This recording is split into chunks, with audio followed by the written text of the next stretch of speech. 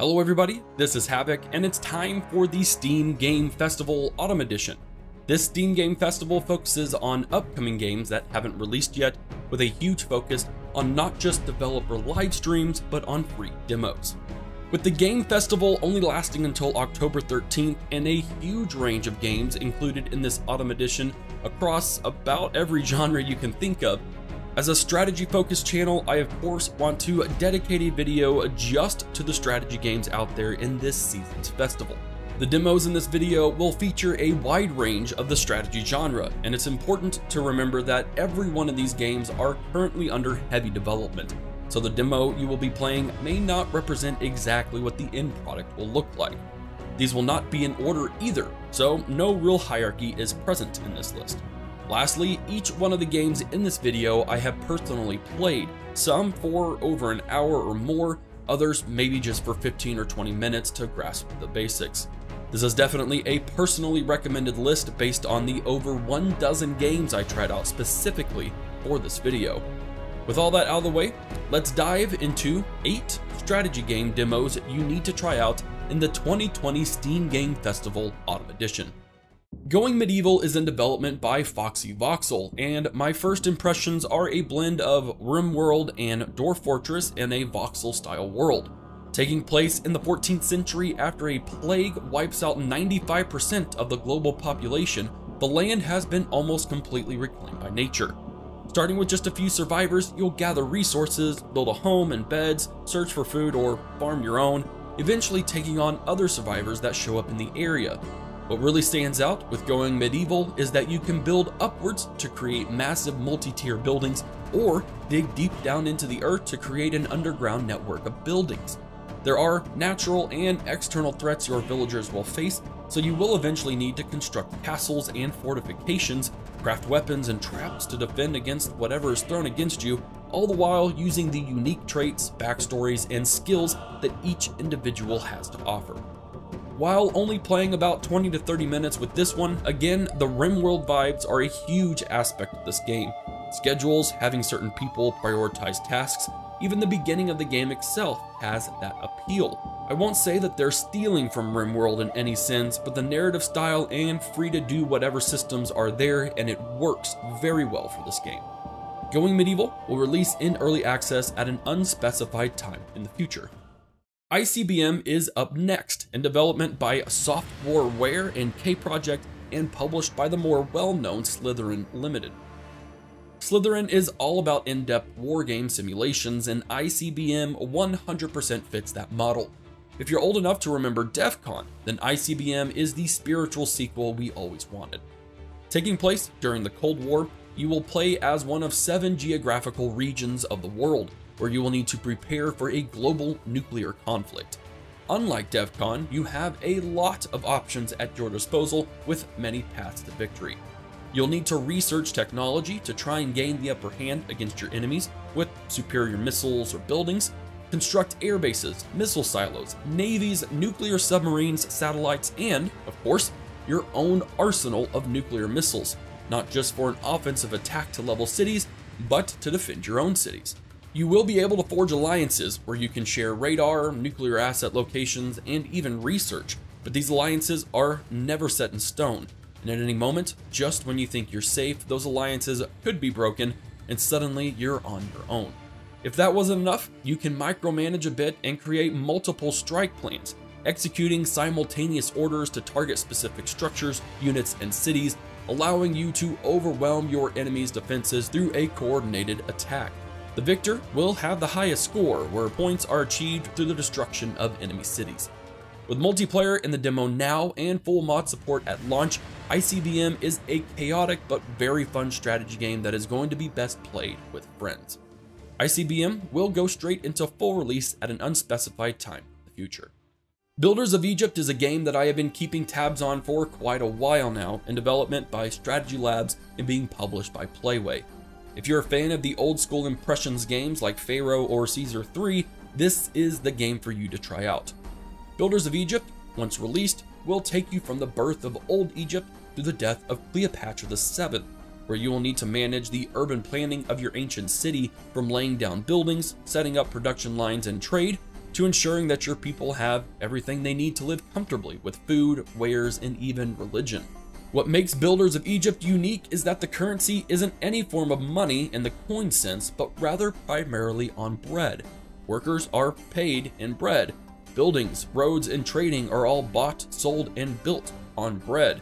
It's weird at first, but if you just switch your mind to bread equals money, then you'll get the hang of it pretty quick. The demo features a handful of missions that help you grasp the concept of the game as a whole. It looks fantastic and definitely has the Impressions city building feel to it, just full 3D and great graphics. This one's a no-brainer for me to check out and to recommend, but with Impressions games as my first strategy games as a kid, I will admit I am heavily biased towards it. Builders of Egypt is due for full release sometime in the first quarter of 2021. Stronghold Warlords is a game I've covered a handful of times in the past, and it is of course in development by Firefly Studios.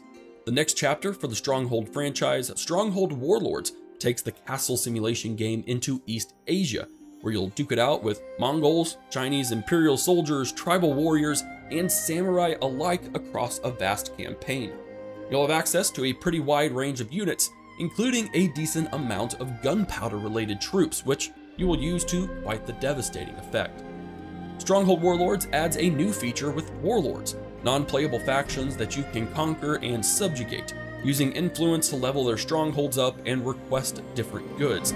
Each warlord has a different appeal, some offering food or raw material, others weapons, and your most offensive warlords can literally launch attacks on your enemies.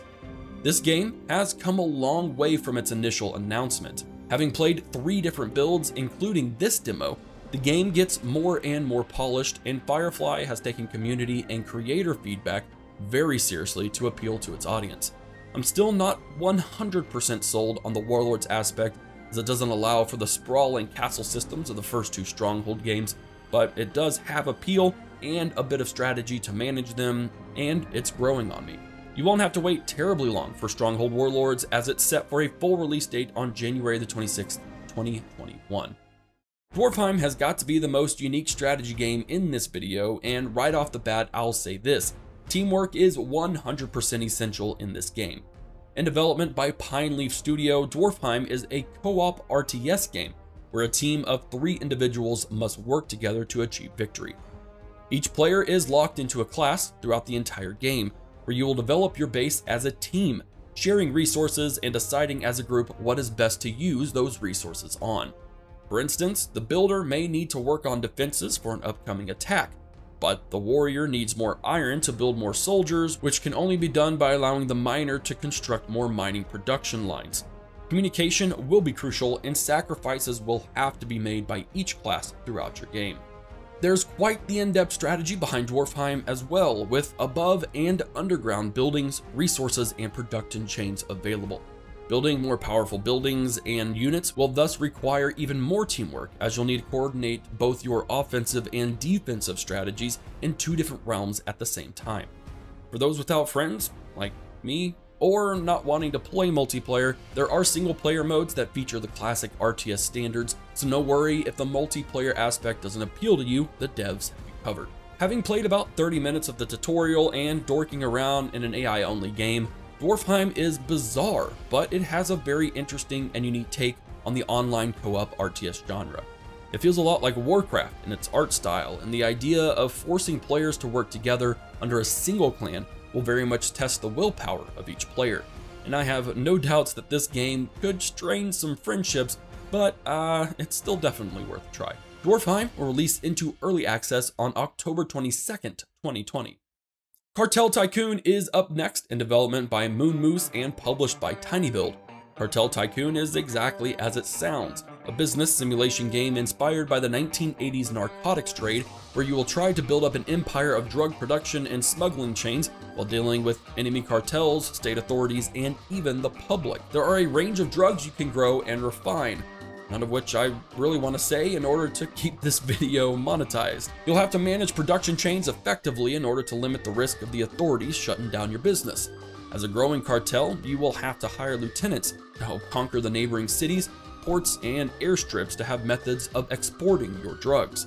If that wasn't enough, since most of these drugs are illegal, You can package them in various objects like boxes, vegetables, even electronics to get them past the legal checkpoints. Cartel Tycoon is a pretty fun and humorous tycoon management game.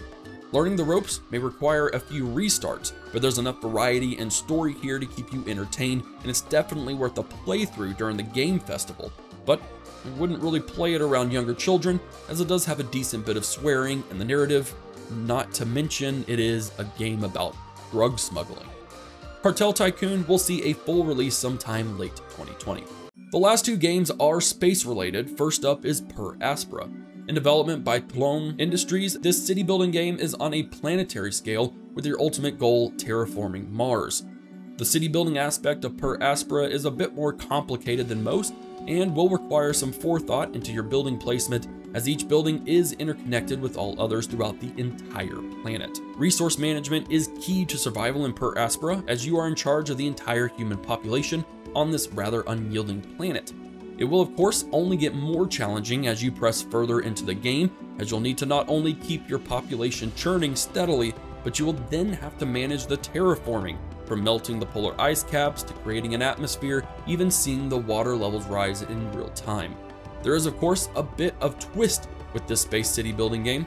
Your choices and interactions with your colonists have weight and consequence and could affect the success of experiments and development of the project.